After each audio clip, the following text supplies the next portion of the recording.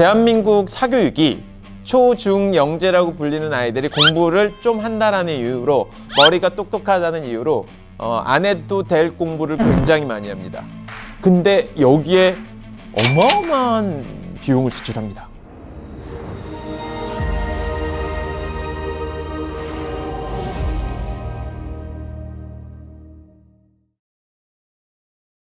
피디님 중학교 때 공부 잘했던 친구가 있었나요? 물론이죠. 그 친구는 요즘 뭐 하나요? 소문을 듣잖아요. 중학교 때는 1등 했던 친구가 고등학교 때 됐다. 그리고 그 친구는 항상 자기 1등했기 때문에 대학교를 좋은 곳을 갈까요? 거의 확신하고 있었어요. 근데 실제로는 그 친구가 자기가 원하는 대학을 못 갔어요. 저희 때는 사실 중학교 때 전교권이 친구가 고등학교에도 전교권이었어요. 자, 그런데 사실 현 입시 제도에서는요, 초, 중 때 소위 영재라고 불리거나 또는 전교권이라고 불리는 아이들 있잖아요. 그게 독이 돼서 입시에 실패할 확률이 굉장히 높습니다. 자, 왜 그런지에 대해서 설명을 제가 조금 드려볼게요.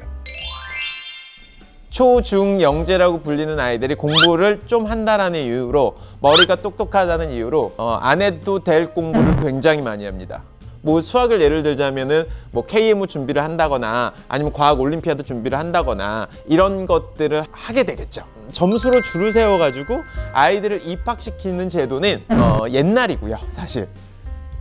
지금 제도는요, 그렇게 시험을 봐서 등수를 정해가지고 입학시키는 게 전체 입학 비율의 뭐 50% 정도라고 인지하시면 됩니다. 특히 상위권 라인은 그게 더 적다라고 생각하시면 될 것 같고요. 앞으로 교육 방향성도 그걸 점점 줄이겠다라는 거고요. 이게 무슨 의미를 갖고 있냐? 실제 지필평가 반영 비율이 줄어들고 있는 상황이라는 거고요. 반대로 얘기하면 지필평가를 준비해야 되는 개수나 범위가 적어진다는 얘기인 겁니다. 그러면 당연히 더 집중해서 많은 시간을 써서 점수를 더 잘 받을 수 있는 거잖아요. 자, 그런데 웃긴 건 점수가 예전에 비해 실제 내신 등급과 수능 등급이 좋질 않습니다. 그게 왜 그러냐? 실제 고등학생 데리고 등급을 잘 만들어내는 선생님은 고등학생들이 교육비 지출을 더 크게 하기 때문에 굳이 저학년을 가르쳐야 될 이유를 찾을 필요가 없어요. 그 얘긴 특히 공부를 잘하는 친구들은 뭔가를 더 시켜주고 싶은데 그걸 가르칠 선생님이 내려오질 않으니, 그런데 또 잘하는 애들 기준으로는 현재 있는 교과 과정을 평가해봤자 어차피 잘 나와요. 그리고 그걸로 경쟁력이 있다라고 판단이 안 되는 거죠.